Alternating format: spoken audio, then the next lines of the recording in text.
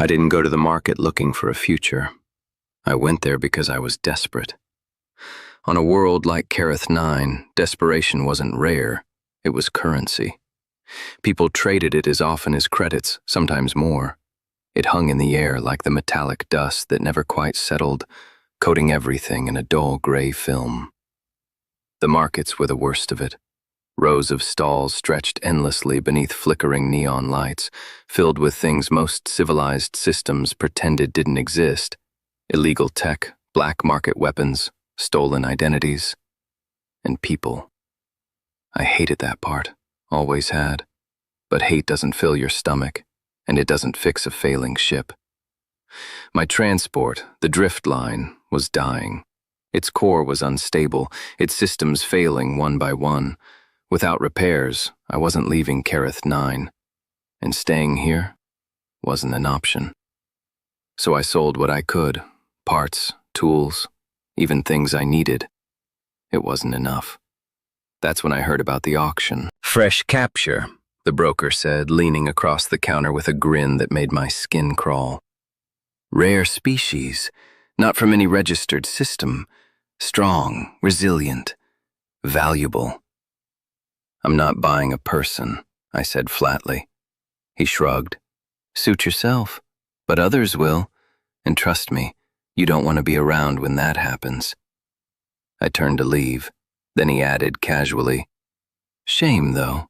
She won't last long." I stopped, not because I wanted to, because something in his tone bothered me. "What do you mean?" I asked. The broker smirked. "Buyers out here don't collect," he said. "They use, and when they're done—" He didn't finish. He didn't need to. I clenched my jaw. "This isn't my problem," I muttered. "Of course not," he said lightly. "But it could be your opportunity." I frowned. "What opportunity?" He tapped a data pad, sliding it toward me. "The auction's open. Minimum bids start low. If no one sees value, you could walk away with her for next to nothing." I stared at the screen. An image stared back. Her. She didn't look like anything I expected. No monstrous features, no obvious signs of danger. She looked calm, even in chains. Her skin had a faint, soft glow, like light beneath the surface.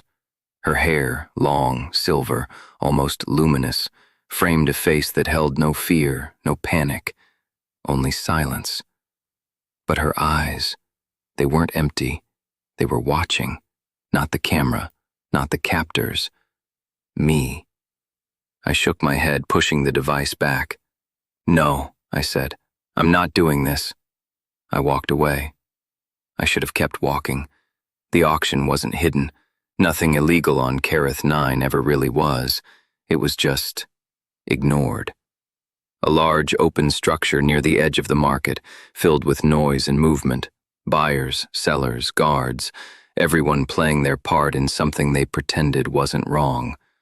I told myself I was just passing through, just looking. But when I saw her in person, everything changed. She stood on the platform, restrained by glowing binds that wrapped around her wrists and ankles. The same calm expression, the same quiet presence, unbroken, even here. The auctioneer was talking, listing her features like she was equipment. "Unknown origin, exceptional physiology, high adaptability, a perfect acquisition for those seeking something unique." Laughter rippled through the crowd. Bids started low, too low. I felt something twist in my chest. Walk away, I told myself. This wasn't my fight. I didn't have the credits. I didn't have the power. And yet, when the numbers climbed, slowly, hesitantly, I raised my hand. I don't remember deciding. One moment I was standing there, the next I was bidding. The room shifted slightly as people noticed. A few turned, assessing me. A nobody, a scavenger, not competition. The bids slowed, then stopped. "Sold," the auctioneer declared. Just like that. It was done. I didn't feel victorious. I felt terrified. What did you just do? I muttered to myself as I transferred the credits. Everything I had left. Gone. The handler brought her down from the platform, the restraints still glowing faintly as they guided her toward me. Your property, he said. The word hit like a punch. She's not property, I snapped. He shrugged. Out here, everything is. He deactivated the restraints and walked away, leaving us alone. For a moment, neither of us spoke. Then she looked at me. Up close, her presence was different, stronger. You shouldn't have done that, she said. Her voice was soft, steady, clear. I know, I admitted. Why did you? I hesitated, because I didn't have a good answer. Because I could, I said finally. She studied me, longer than I was comfortable with. Then she nodded once. Very well, she said. Then I accept. Accept what? She stepped closer. This bond. I blinked. What bond? You exchanged your resources for my freedom, she said. That is not a transaction. It is a choice. I rubbed the back of my neck. Look, I didn't buy you to own you. You're free. You can go wherever you want. She tilted her head slightly. You misunderstand. How? She met my gaze. I choose to stay. I didn't argue. Maybe I should have. But something about her certainty made it feel pointless. Instead, I brought her back to my ship, or what was left of it. This is it, I said, gesturing to the worn interior. Not exactly impressive.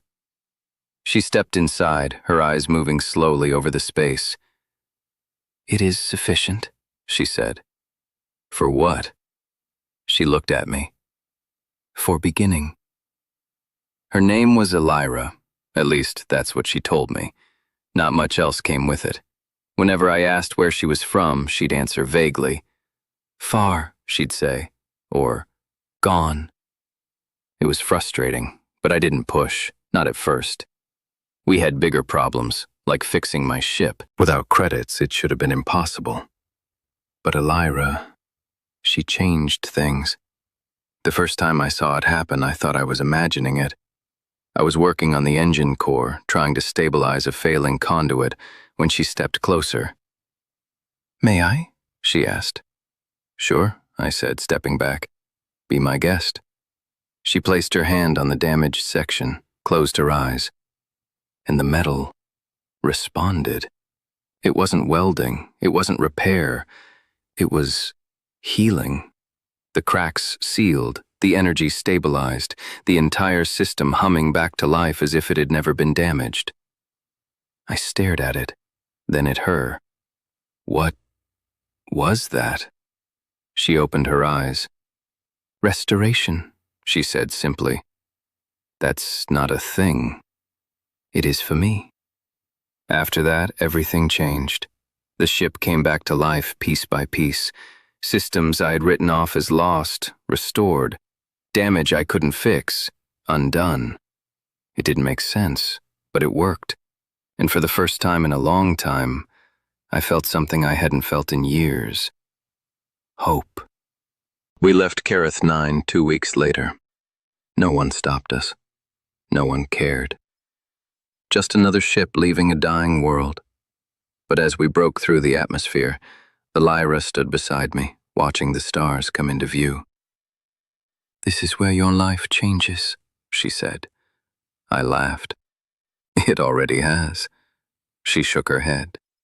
No, she said. This is only the beginning. She was right. I just didn't know how right. The first sign came 3 days into our journey. A ship appeared on our sensors. Then another.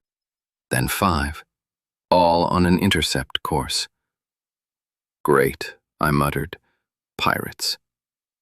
Elira stepped beside me, her expression unreadable. "No," she said.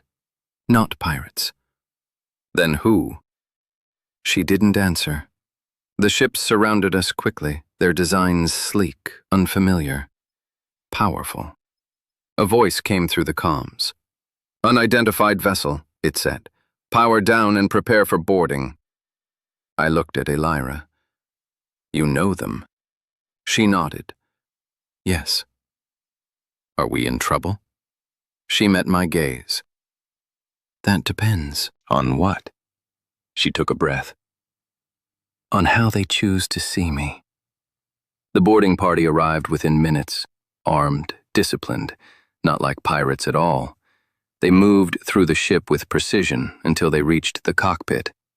And then they stopped. Every single one of them. Their leader stepped forward, staring at Elira.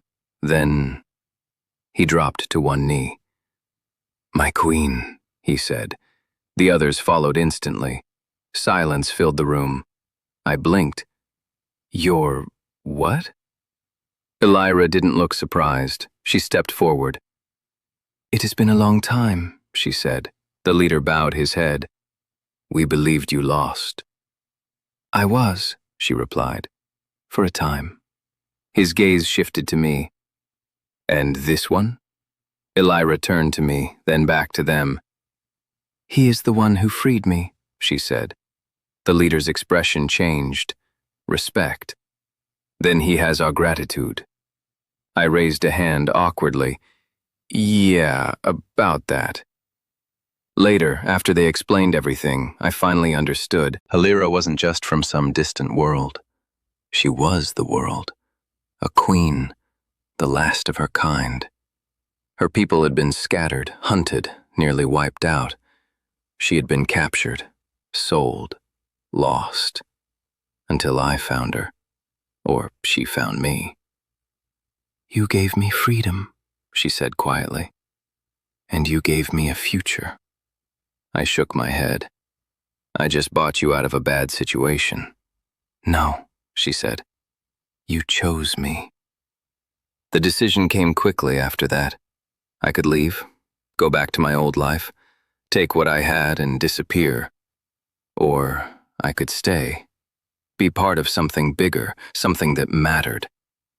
I looked at her, at the woman I had bought, at the queen who had given me everything in return. "I think," I said slowly, "I'm done running." She smiled, and for the first time, it felt like the future wasn't something to fear. It was something to build, together. I didn't go to that market looking for a future, but somehow, I found one anyway.